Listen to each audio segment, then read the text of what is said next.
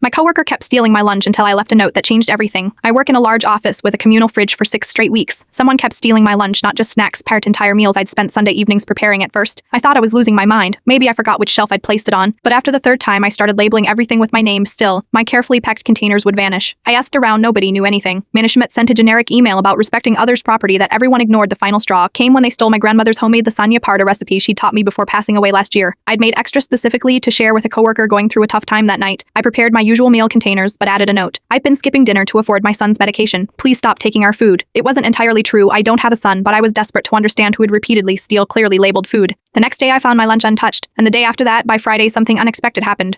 An anonymous note appeared with my containers. I'm sorry for taking your food. I've been homeless for 3 months, sleeping in my car between shift. Too ashamed to tell anyone. Your lunches were the only hot meals I had most days. I was stunned. I'd imagined my lunch thief as selfish and inconsiderate pern, not someone struggling to survive. I left another note. Miss me at 12:30 in the break room. No questions asked. At 12:30 I sat alone until Mark from accounting walked in hesitantly. I barely spoken 10 words to him in the 2 years we'd worked together. I brought extra lunch today, I said, sliding a container across the table. He looked at the floor. I got paid yesterday. I don't need. It's not charity. It's meal prep efficiency. I am tired of eating the same thing all week. We ate in silence for a few minutes before he spoke. I've applied for 7 apartments. No one will rent to me without proof of stable housing history. I had a spare room. My sister had moved out months ago and I'd been thinking about finding a roommate to split costs. I might have a solution, I said. That was 4 months ago. Mark now pays half my rent. I still make extra lunches and we've started a small food pantry in the break room that several people contribute to anonymously.